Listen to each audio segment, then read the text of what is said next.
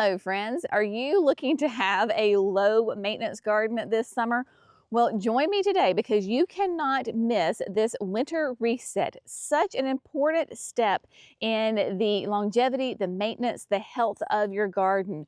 A little bit of work in the late winter is going to pay off massively in the summertime. So join me as I share with you these 3 tips on how I take care of my late winter garden that sets me up for success during the growing season. We're going to spend some time here in the Forest Pansy bed. These 3 basic steps are ones that I rely on each and every year to give me gorgeous, lush gardens that have the lowest maintenance possible on them. So come on, let me show you. I have got flowers in this garden. I'm going to show you what the success is in this garden. Those things that we actually have real life, like true flowers here in February. I'm going to show you those, and then we're going to jump right into this winter reset. We have got crocuses blooming. That's right, my friends. These sweet little late winter, very early spring bulbs, they have just popped out and they are so incredibly cheery and happy. Crocuses, of course, are going to be great perennials, very cold hardy. Like I said, the very first thing to bloom in the garden. And this little clump right here they're just so happy. So not only do we have the crocus blooming, but we also have the hellebores, the Lenten roses.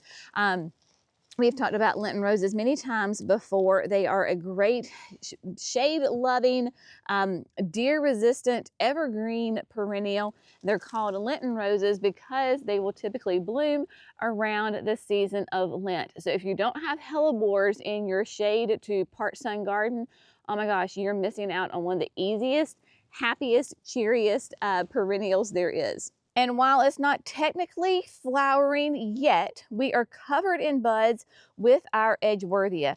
Edgeworthia forsythia, this is a paper bush, and it gives you great winter flowers. These are all of the buds, and before we know it, they are going to be full of gorgeous color, and most importantly, in my opinion, fragrance. They'll open up and be like these little orange tubular flowers that smell absolutely divine.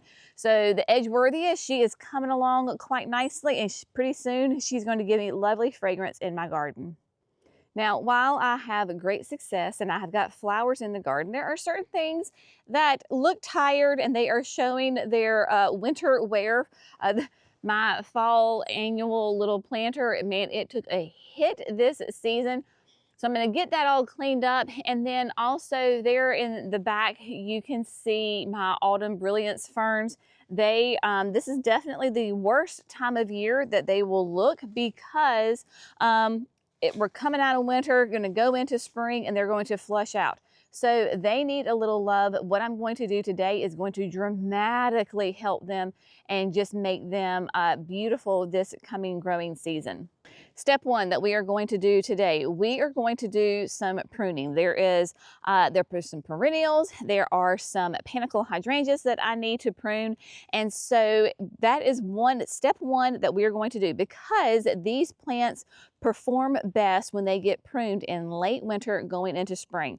I know that it feels like I've been doing a ton of pruning lately, but 'tis the season. And what I do now is setting the garden up for success this summer, because if I wait too late, then I will delay any potential flowers or new growth and new foliage. So I want to go ahead and get any of the pruning done while the temperatures are cool and before the plant starts to push out new growth. So I am going to, like I said, prune my panicle hydrangeas.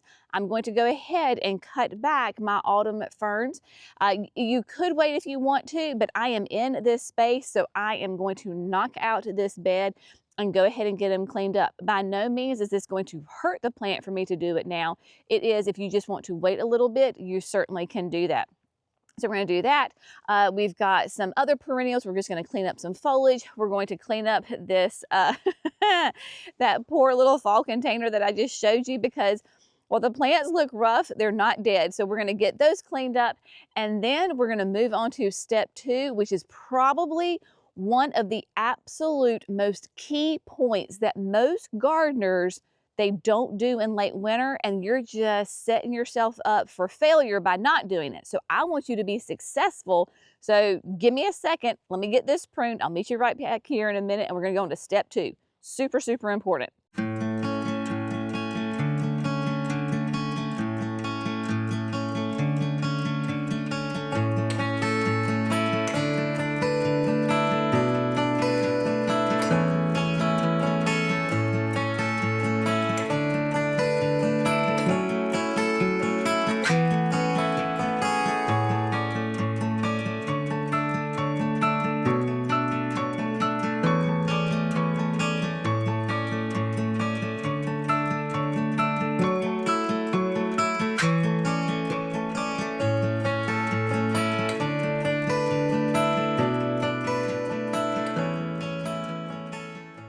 All right, my friends, so I got the pruning and the cleaning up done.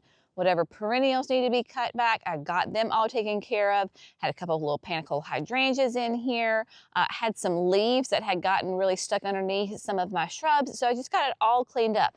So just getting all of the debris out as much as I possibly can before I go on to step 2 and 3 of this garden reset. The one area that I did not do is this little corner right here. So it has a little quickfire hydrangea. It's got my yin and yang viburnum, and then it has my white chiffon rose of Sharon. I could do it or I could not do it as far as timing right now. So this time, this is where you get to be the student of your own garden, and there is grace in gardening. So right now, because the clock is ticking as far as my time of day, I need to go into step 2 and step 3. And then if I have time later on, I will go ahead and prune my little quickfire hydrangea and my white chiffon rose of Sharon. If I don't get it done today, you know what? There is another day and we can get it done. Now, moving on to step 2. This is the one that so many people neglect in the late winter and they do not do. What am I talking about? Feeding your plants. Yes, my friends, even your established shrubs, perennials, trees, they can absolutely benefit from a little bit of food. So what we are going to do is we are going to add a slow release fertilizer to this bed, and we're going to add compost to this bed. Food equals flowers. Food equals healthy, strong plants. Thinking about low maintenance, I feed my perennials, shrubs, and yes, even the tree, because it's in this bed, once a year. And I always do it at late winter going into spring. I like to tell people, think of your plants as like a bear that has been hibernating. Your plants have been dormant and not been doing the top growth at all during the winter, right? If they have been growing, it has been establishing that great, strong root system. But when the warmer days do arrive for good and the spring rains, these plants are going to wake up and they need food to put out all of those beautiful flowers and the foliage. And so we're going to help them by adding that slow release fertilizer and compost. Let me show you what I'm using. Today, what I'm going to be adding as far as compost is going to be the Land and Sea compost from our friends over at Espoma. So use whatever great organic compost that you have available to you. Some of you sweet folks, you make your own compost. That is amazing. Some of you are like me and you're like, I need all the help I can get. I'm going to go to the local garden center and find a great compost. I know that Land and Sea can be tricky to find across the country. So this is what you're going to do. You're going to go to your local garden center and you're going to ask them, what compost do you recommend that I use in my garden? The reason that we're using compost is because this is a great way to amend your soil. If you have compact clay soil like I do, or if you have very sandy soil, you need that extra organic matter in your garden. I have put tons and tons of compost in this bed. So today I'm only putting it in a select couple of areas. I added some hydrangeas to the bed in the fall, so I'm going to shore those up around that. So for those 2 Tough Stuff AHA hydrangeas that I planted this fall, they're going to get a nice little blanket of compost around them. And then I am going to go ahead and add some compost at the base of my Generous Gardener rose. Roses love compost. So every year this time of year, I go ahead and add some compost around them. So I'm gonna do that, and then we're gonna fertilize. The whole bed is going to get some fertilizer. Let's talk about food in the form of a slow release fertilizer. Slow release fertilizer is one of the easiest and, quote, safest ways to fertilize your plants. And I say the safest because this is not a synthetic fertilizer, say like a 10-10-10 or whatever, right? Because a synthetic fertilizer, if you apply too much or you apply it and it gets on the plant in the wrong spot, then you can burn and possibly even kill the plant because you've added too much hot fertilizer to it. With a slow release fertilizer, you essentially eliminate that problem. I have been using the tones from Espoma for years, and I have never lost a plant because it was over fertilized. So that really does take a lot of the pressure off as far as like not worrying about adding too much. So I am using two different ones today. I am using Plant Tone and I am using Holly Tone. Let's talk about the difference and why I'm using these two different ones in this bed.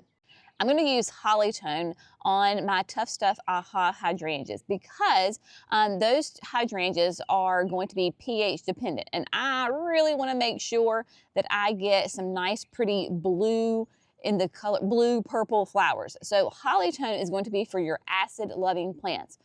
And so that would be like obviously your hollies, your azaleas, your rhododendrons, your camellias, a lot of those evergreens.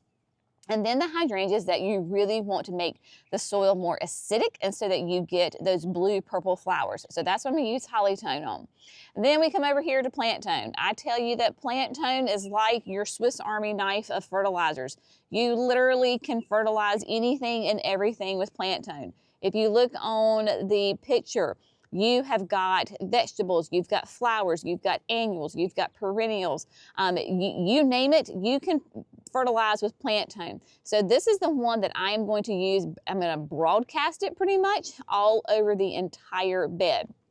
I'm probably going to use, I will use this entire bag, which is an 18-pound bag for the entire bed. And what I do, I have found that makes it so easy is I have a little hard, little like plastic food container, and this is what I use for my fertilizer. It's tough, so when I go in there with the granular and like scoop it, it doesn't collapse on me. So I'm going to use that to spread my fertilizer. Now, obviously, you want to follow the directions on the bag. So whatever slow release fertilizer you're using, follow the directions on the bag. It will tell you because there's a difference between a newly planted shrub versus an established shrub. The reason that I'm going to take my Plant Tone and I am just going to kind of like sling it basically in layman's terms, I'm just going to put it everywhere on the ground in this bed because you may not be able to tell right now, but underneath all of those bare spots, there are perennials lying dormant. I have got hostas, I've got ferns, I've got fatsia, I have got, you name it, just about everything is in here. And when this flower bed is in her glory, you cannot see any of the ground. So there are plenty of plants under there. Obviously, if I didn't have those number of plants in there, then I would go around and individually fertilize each plant. So what I want you to take away from this is feed your plants. Right now, there is grace in gardening. I always like to put a little caveat there. There is grace in gardening, and if you're in a season of life where you cannot get out and fertilize your garden in late winter, guess what? It'll be there for you next year, and you can do it then. All right, grace in gardening, my friends. All right, so I'm going to add the compost to the hydrangeas, and I'm going to fertilize everything, and then we're going to go into step number 3. This is really, really where your low maintenance is going to come in. It's going to help you a ton. I cannot stress how important step number 3 is to saving your energy come this summer.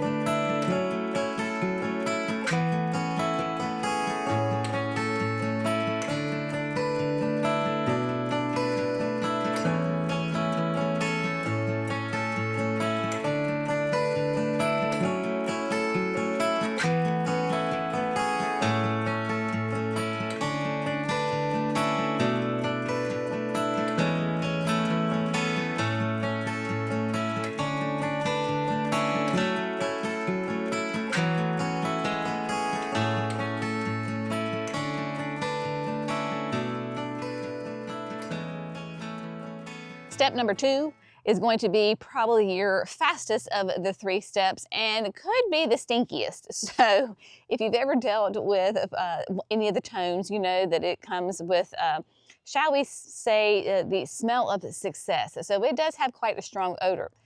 If you can do this, this is what I have done.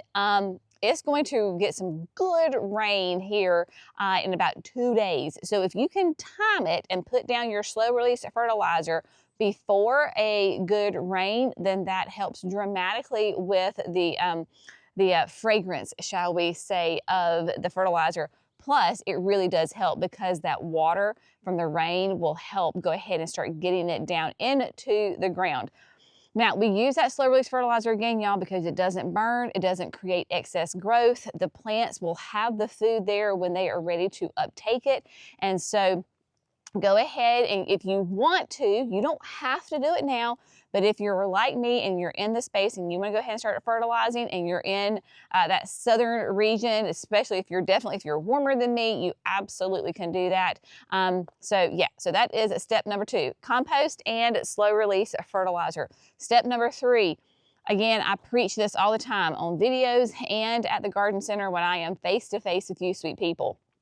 If you can mulch your beds really good at least one time of year, it will dramatically cut down on the number of weeds in your garden. What gardener doesn't want to hear those sweet words, right? Fewer weeds. The reason that nice thick layer of mulch helps with weed control is because if you have bare soil, that is where I have the most abundant weeds, is where those areas that lack mulch. Because when you put a nice layer of mulch, and I'm talking about, 2 inches, if you could go 3 inches, that would be fantastic. A really good quality mulch, then it creates a nice barrier and the weeds cannot get down into the soil and germinate.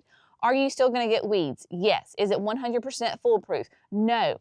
However, when you do get those weeds, they are going to be dramatically smaller in number. And when they're little, get them while they're little, then they just will literally just pull like right out of the ground because they haven't made their roots all the way down into that tight, compact clay soil that I have. So it's going to dramatically reduce the number of weeds that you're going to have. 2, it acts like an insulation for the roots of your plants. I don't care if it's an annual, a perennial, a shrub, or a tree. That thick layer of mulch is going to insulate the roots. So in the wintertime, it acts like a nice warm blanket. It retains that heat in the soil. Flip-flop in the summertime when the heat index and the humidity is out the roof, it is going to help keep the roots cool. It is like insulation for the roots so that your plants don't have this dramatic swing of temperatures based off of their roots, because we're really focusing on the roots. Then I like to use, but Jerry and I have been using probably exclusively like in our gardens for at least the last year, because let me tell you, we have gone through some different kinds of mulch. This is a regional product again, so if you're not in the southeast maybe, or you can't find this, go to your local garden center and ask them. But we like the Daddy Pete Soil Enhancer. So Daddy Pete is the name of a company. Again, I think they're in North Carolina, and they make a wide range of products for the garden. So the Soil Enhancer is aged pine bark fines. Obviously here in the Southeast, we have tons of pine trees.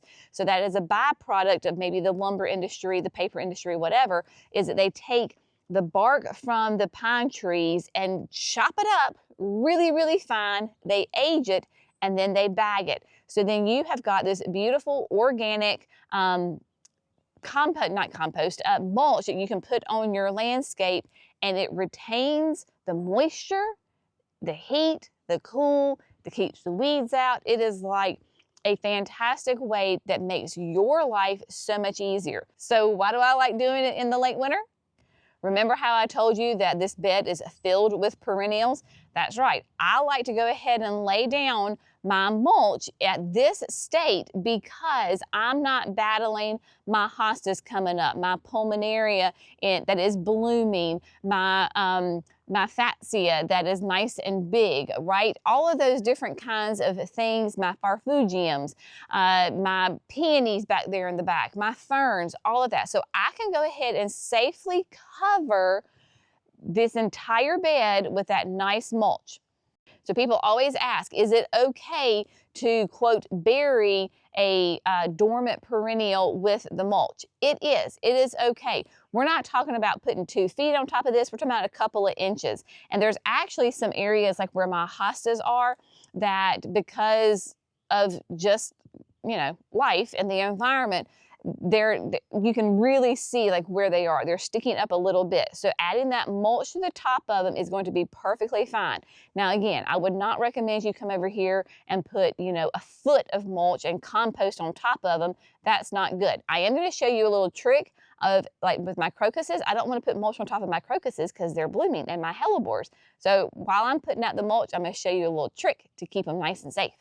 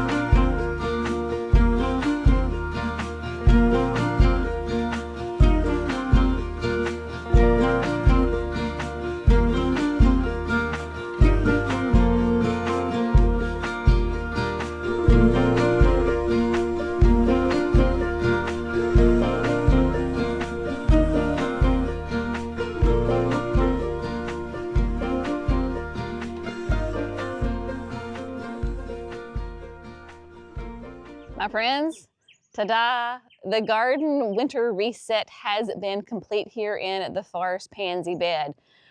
This is by far one of my absolutely oldest flower beds here at the house. It used to be the one at the kitchen window in the driveway, but you know what happened to that this past summer. We completely redid that one, so it gets to start all over. But this mature bed, she is not my drama child. She is my consistent workhorse, and just with a little bit of consistent love from me, then this bed takes care of herself.